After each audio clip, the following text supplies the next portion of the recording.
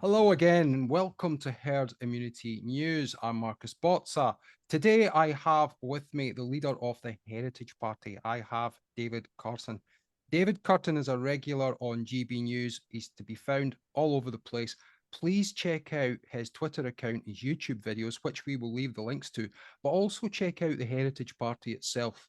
If you are looking for a party to crystallize your views and beliefs, certainly we would encourage you to check out David's fantastic websites and the Heritage Party website. But before we go on anymore, can I just say, David, how are you? I'm doing well, thank you. I'm really good to join you again, and thank you for your kind words about me and the Heritage Party. I'm just trying to make a difference, and everyone who's joined us is feeling the same thing. It's we live in crazy times. There's not a word for it. I mean, insanity is too shallow of a word for what's going on, but we just want to restore our nation and turn things the right way up again, like you do, and like your viewers as well. Yeah, absolutely. I mean, you stuck your head above the parapet, and I think you are, for us at Herd Immunity News, you were one of those prominent voices against the lockdowns and against the cost benefit analysis of using trial medications. And we salute your bravery for that. And on that same note, people can hold that hold that thought in mind about what you had to say about the lockdowns and the restrictions and the vaccinations. We're going to ask you about the Ukraine situation. Who's responsible for the Ukraine situation, David? Victoria Newland is the main driving force behind this, and this goes back way before 2022, when that's what the mainstream media will say to you. The mainstream narrative is Putin woke up in the morning and he decided to invade Ukraine for no reason whatsoever. I mean, that's just absolute nonsense. So people don't do that. There's been a lot of stuff building up to this, going back a long time and many years, and it goes back to 2013, 2014, where the CIA, under the direction, if you like, of Victoria Newland in the Obama administration at that time, she was the Undersecretary of State, which is like the Foreign Secretary, instigated a coup, a color revolution in Ukraine, because the previous leader, Yanukovych, made a decision that he didn't want to join NATO and he didn't want to join the EU. But the powers that be in the Western world, not the people, but the globalist powers, weren't happy with that. They wanted to bring Ukraine into the EU and into NATO. So they instigated a revolution, the Maidan revolution in 2014. We've all seen it. Back then it was big news, obviously. And they put in a puppet, Poroshenko, who then changed the course of politics in Ukraine and started to then try to, lay the groundwork to come into the EU, to come into NATO. And then after Poroshenko, we got Zelensky. He was elected in 2019, actually on a platform of peace. He said to the people of Ukraine, we want peace with Russia. But that was a big bait and switch. And what happened is, and this has been admitted by Merkel and others, that the Minsk agreements that they put in place after the 2014 coup with Russia were just to give Ukraine time to arm and then to break the Minsk agreements, if you like. So the Minsk agreements were to give autonomy to Crimea and also to the Donetsk and Luhansk People's Republics in the east, in the Donbass region. We've all heard of them now, because they are areas with Russian majority people. And so they were to be left alone, to be autonomous. But obviously, the regimes put in place didn't do that. And they went bombing and shelling the mostly Russian population in the Donbass, in those autonomous areas, killed 14,000 people with the help of real neo-Nazis in the Azov battalion and so on. And we've seen this, they don't make it a secret. They wear the Wolfsangel on their armband, they have the black sun. Some of them even have swastikas that they fly around. These are real Nazis in Ukraine. And I'm taking a long time to answer this, but there's a lot to say. You know, between 2014 and 2022, even the Western mainstream media periodically put out pieces saying Ukraine has a Nazi problem, Ukraine has a far right problem, Ukraine has a white supremacy problem. But as soon as 2022 happened, they're like, oh no, there's no Nazis in Ukraine. And then when it was proven they were, it's like, oh, well, there's not that many Nazis, but they're not too bad. It's like, what on earth are the mainstream media talking about? They are spinning everything any way they can to talk up war. And they've just basically lost the plot. I mean, so that's what's happened. And, you know, you need to go back to 2014 where it starts to get a full picture of what's happening now. Absolutely, and it is a huge question, and it's a backstory that we should never forget, because it's so essential and important to the future that people actually listen to those like yourself that understand the backstory and how how this is about, as many people say, empire building for the EU, for NATO, and their friends and the corporations attached to that. Because you correctly say the narrative is Mr. Zelensky good, and we should give him absolutely everything, and he isn't doing anything wrong to his own people in his own country, and Mr. Putin evil, bad, give him nothing. And actually Biden called for regime change. Yeah, I was actually ambushed on a mainstream media show. I went on the Piers Morgan show back in September 2022, and there was Piers Morgan on one side, Richard Tice on the other. They were ambushed me, and they basically, I was there because I had the wrong opinion. So they wanted someone to come in. They were all very nice before I went in. As soon as I got into the studio, I knew something was up. And so it was 10 minutes of them trying to take me down and make me look stupid without even, you know, giving me time to answer a question properly. But I think I held my ground there. But I actually got Piers Morgan during the interview to actually admit, yes, he said, yes, I want regime change. I want Putin gone. And I think he said that without he got into such a state. I think he said that and his mask slipped. And then he said, you know, what a lot of people are actually thinking. But, you know, and this is the plan of some of the people in the American deep state. I mean, there's reports by the Rand Corporation saying that the best thing, our plan for Russia is to have a revolution, put in a puppet like they put in Ukraine, and divide Russia up into 18 or 19 different statelets, and then the United States could control those statelets, and then the corporations can pillage their resources. Now, I think Putin is very clever. He realized this was going on. And he's, you know, he's a judo master, he's a chess master. So he uses those understandings in order to prepare for what he knew was coming. And what he knew was coming, what the deep state in the West, what the globalists want. And I always say that you've got to separate the globalists from the people, because the ordinary people in the West don't want this. But what the globalists want, he saw it coming, he's prepared. And if you listen to some commentators, what they say was happening over the winter of 2021-2022 was the Ukrainian armed forces were massing on the border of the Donbass, and they were going to make a lightning strike to take back the whole area and, you know, basically do some ethnic cleansing of the Donbass, essentially. Putin knew that was happening, and so he went in to stop that. Now, that's not at all been mentioned on the mainstream media. It wouldn't be, but some commentators like Gonzalo Lira and others have suggested that that's what was taking place, and that's why he did what he did in terms of the special military operation in 2022. Absolutely. I mean, we have it on record from the lips of the commander-in-chief of the Free West when asked about the Nord Stream pipeline. A German journalist asked him, she said, well, I don't understand, Mr. Biden. What do you mean that you're going to stop it? And he said, we will stop it. And then a little smile came over his face. And then the narrative that this was actually Mr. Putin and the Russians that blew up their own pipeline rather than switch it off. This is beyond lunacy, surely, David. It's absolute nonsense. I mean, that was what they came out with immediately without any investigation. Look, Russia had spent $35 billion constructing this pipeline, and they were going to make a lot of money out of it. They were going to make a lot of money selling cheap, plentiful Russian gas to Germany and other countries in Europe.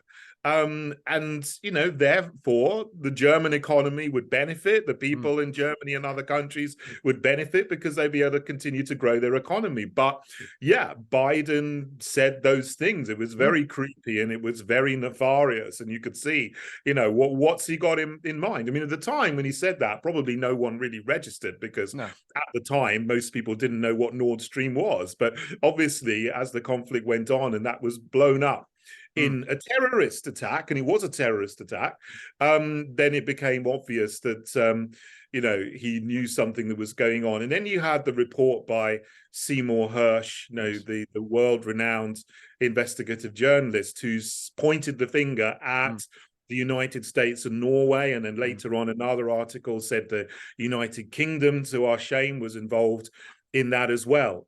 You know, it's ridiculous to say that Russia did it. Of course they didn't. It's beyond belief. No. And the Swedes say, oh, we've investigated, but we don't know who did it. So, you know, that tells you everything you need to know. Absolutely beyond anything that a Hollywood script can come up with. And all these people are net zero zealots. These are all environmentalists. And you think of the damage that's been done to the ecosystem, the marine life that's been poisoned, and the millions of people who will die as a consequence of the poisoning. But again, the hypocrisy is just of historic levels. Yeah, right. I mean, all that methane has gone into the atmosphere. I mean, it wasn't even burned off. It was just gone. You know, that will eventually react very slowly with oxygen and produce carbon dioxide and water vapor. But, you know, it's there and it's very damaging and very harmful. It's been probably killed. You know, we have no idea how much marine life it's killed as it bubbles through the water out of the holes in the pipelines. But, you know, the ridiculous thing is the West is still buying Russian gas because it's going through via China and India.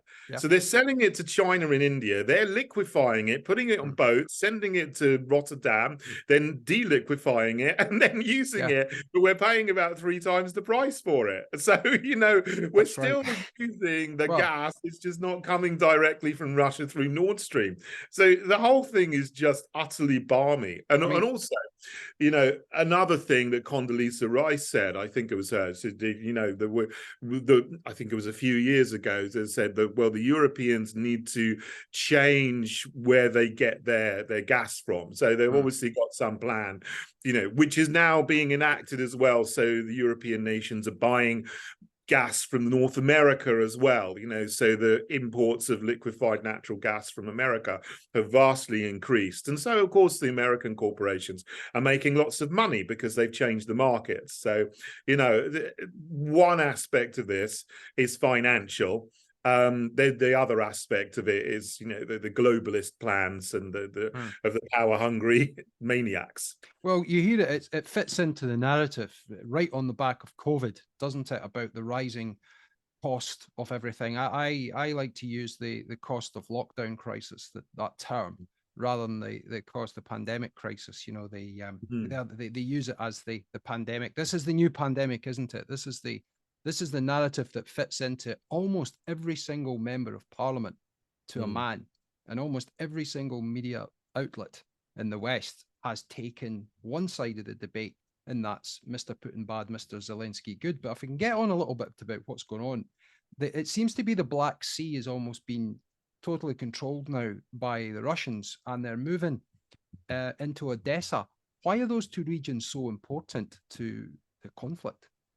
Yeah, well, I think the Russians were very, very generous, and they you know, they acted in incredible good faith to honor to put in place and honor the grain deal, where they were allowing grain shipments to still come out of Ukraine and go to, you know, all around the world, basically, especially to African countries and so on. But then the Zelensky regime, obviously backed by NATO, abused that deal, and then they were still sending warships and weapon ships out of Odessa. And then, you know, last week we had the Kerch Bridge between Crimea and the Russian mainland being bombed a second time, and it suggested that there were, you know, British weapons and submersibles used in that attack. So, yeah, of course, Russia has acted because their good faith was broken, essentially. So the Ukrainians have broken that you know, good faith in the grain deal and used it to attack the Kerch Bridge. So now Russia has gone and said, well, we're not having that. And their military is superior to the Ukrainian military in every way. They will win this conflict if it goes on, unless someone really is, you know, that insane that they start to deploy tactical nuclear weapons. I really hope that doesn't happen. But, you know, just if it stays to, you know, sticking to boats and airplanes and tanks and artillery, Russia is going to win inevitably in every single way. And they've now taken sea superiority in the Black Sea, and you know, they needed to do that to stop the Kerch Bridge from being attacked a third time. It's already been attacked twice, and they're not going to let that happen again. No, absolutely, and it's almost sickening to see the likes of Tobias Ellwood and Anthony Blinken. I'm sorry to say these names, I'll wash my mouth out later. But to hear the lies, to hear the propaganda coming out that Ukraine are winning this war and the Russians are terrified, we are smelling the dead bodies pile up. I mean, straight away, they've no respect for human life. These people are almost demonic in my book, because they are not interested in war. It's all about more people dying. It's all about power, control, resources. But doesn't it shock you as well to hear that there's nothing from any MP? We heard from Ben Wallace as he was leaving the door, kind of cowardly. He said, well, we're not Amazon. I mean, what did you think of the whole Ben Wallace comment to Zelensky saying we're not Amazon?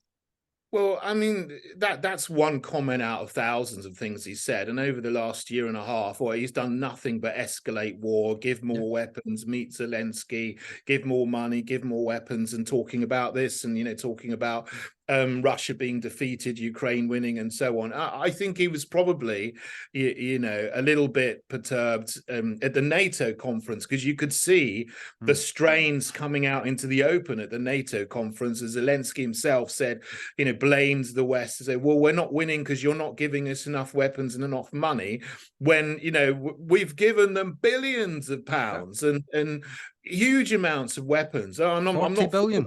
I'm totally against that. But so I think there's some genuine frustration there, because Zelensky appeared to be very, very ungrateful. But you know, the NATO countries have no concern for Ukraine or the Ukrainian people. They're just using Ukraine as a hammer to hammer Russians. They don't care about Ukraine.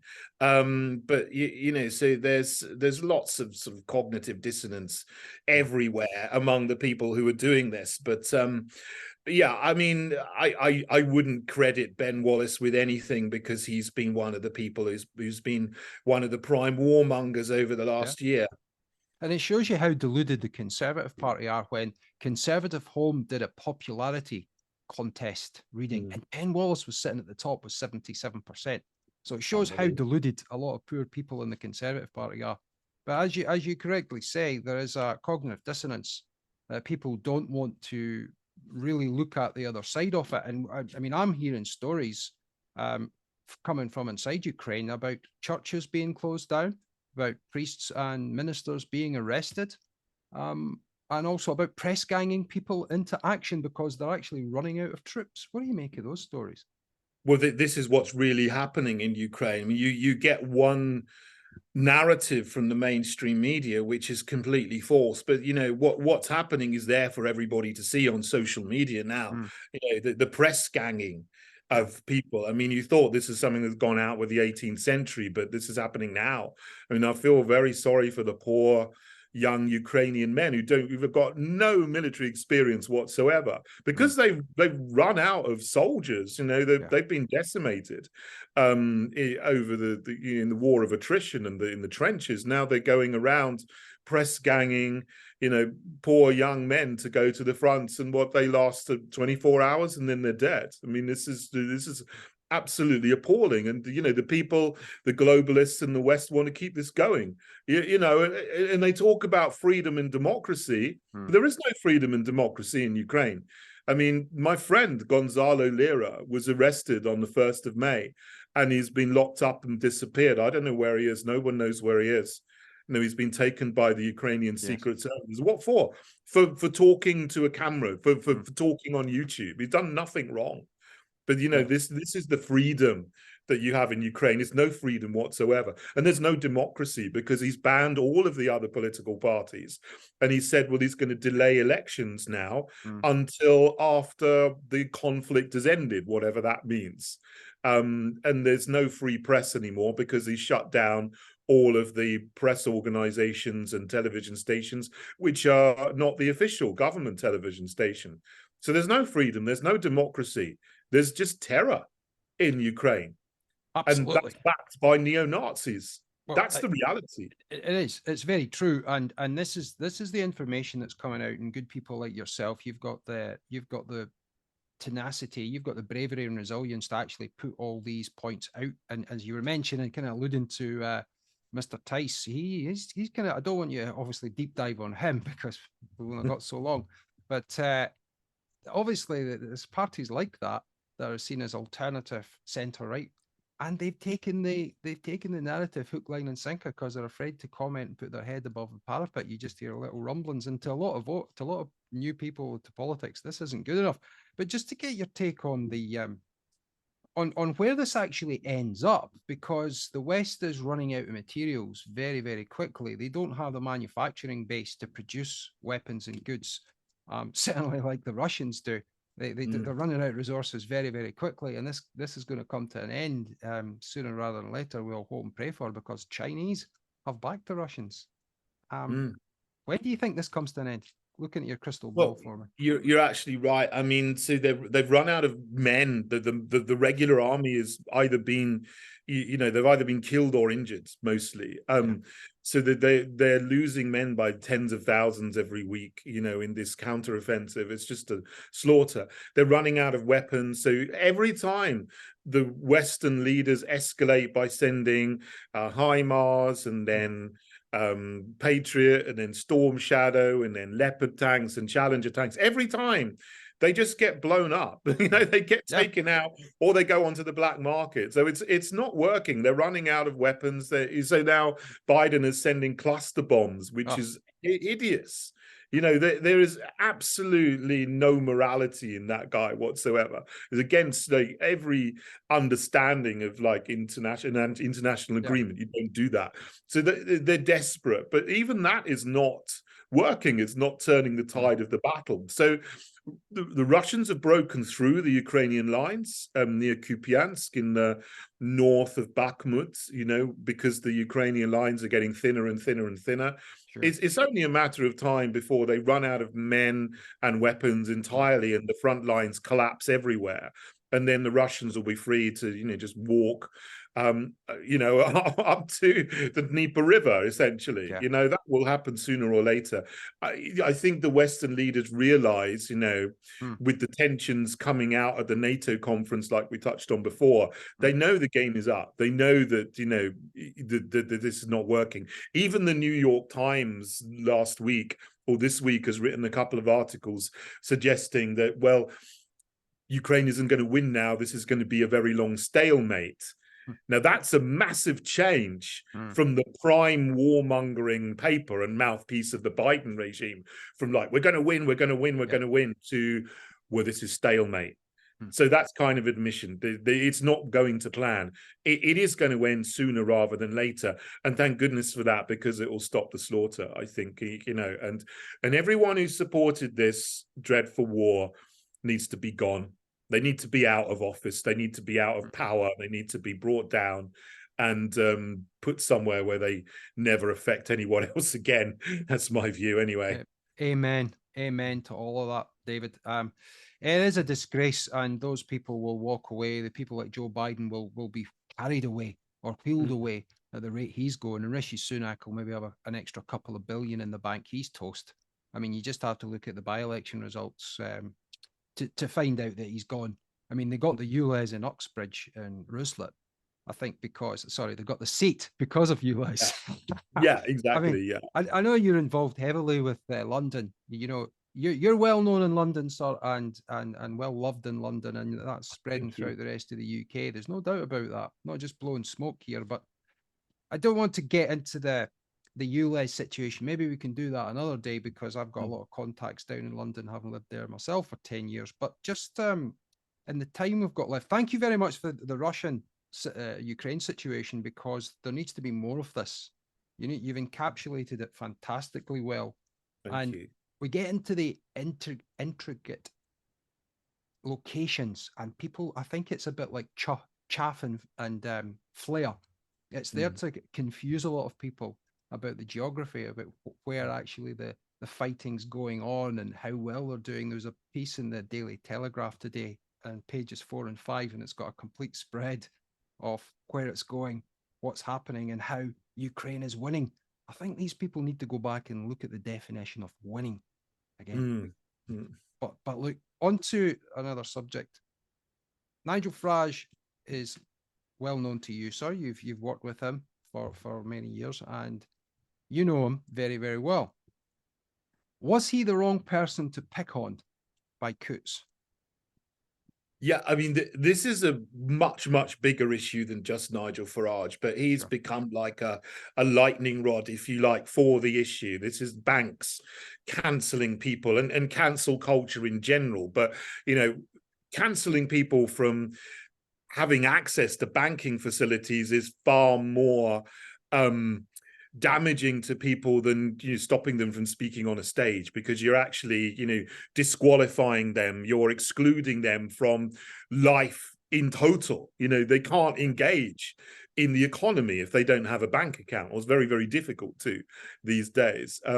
So I think it's a very, very good thing that he's taken up the baton and he's made this public. It could have been anyone, it could have been any bank, because this is going on with loads of banks. I mean, even on the day that he broke the story, there was another story of someone else that I know called Mike Davidson, who runs a couple of charities, a couple of Christian charities, and he was debanked by Barclays, and he'd won £20,000 compensation for being debanked, because they've said, this was because of his views. So this is not just Nigel Farage, but obviously he has the biggest platform, has a huge platform in the media, obviously his show on prime time on GB News. So, it's very good that this has developed in the way it has, and is actually now showing that this is wrong, that they are actually debanking people for their opinions, and that should not happen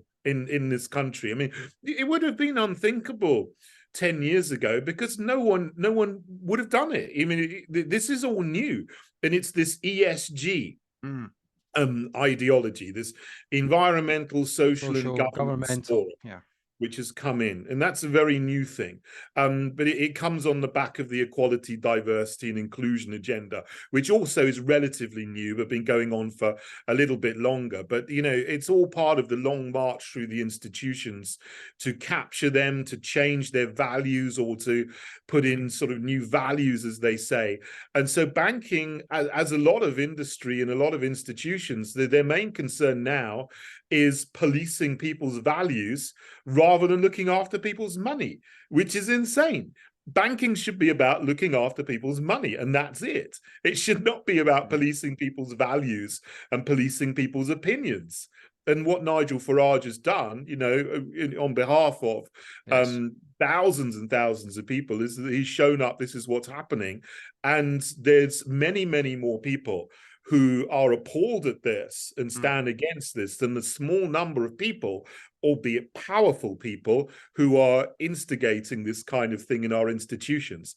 And again, they need to be gone, and we need to get rid of this ESG scoring, this equality, diversity, and inclusion agenda, which is not actually inclusive, because it excludes people if they deem you to have the wrong opinion. So this is a gaslighting phrase, which is a complete inversion of the reality of what they're doing.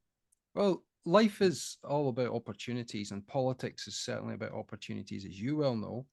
And this has really set up an open goal to talk about central banking digital currency, the World Economic Forum, the deep state, because it affects people's livelihoods, it affects their lives, and as you correctly said, it affects their ability to function. They're effectively persona non grata. And it wasn't just Nigel that they kicked in the teeth, metaphorically speaking, it was his family. And if you mess with a man's family, you're really going after him in the biggest possible way. And that's why I think this, from left and right, David, from across the political divide, people that can't stand Nigel or his policies have actually rallied behind him. And I think it's just going to make him even more powerful. And people like yourself who are speaking out against this. What do you think? Yeah, absolutely. I mean, we've had this in our manifesto from the very beginning, that people should have the right to use cash, and people, should have the right to participate in society and to participate in the economy, essentially. You know, so absolutely. But the plan is to bring in central bank digital currencies. So if that happens, the plan from the World Economic Forum and their puppets in the cabinets and the governments around the world, if that happens, they will actually get rid of all commercial banks. There won't be commercial banks anymore. There won't be cash anymore, and you will be prohibited from using anything to purchase and to using anything as a currency apart from central bank digital currency. So I think people just haven't really grasped what that actually entails. So all of these banks that we're now fighting against, they will be gone. They won't exist. Should the Treasury, I agree, should the Treasury take back control of the banking situation? Should they actually take back control after they were deregulated by Gordon Brown? You need to be careful what you wish for. I mean, so there was, people talk about the Bradbury pound back in 1913. I think that was a good thing. You had sovereign money, and the government could create the sovereign money, and it wasn't based on debt. Central bank digital currencies will be a completely different thing, because they would be controlled by the Bank of England, or in the US, the Federal Reserve.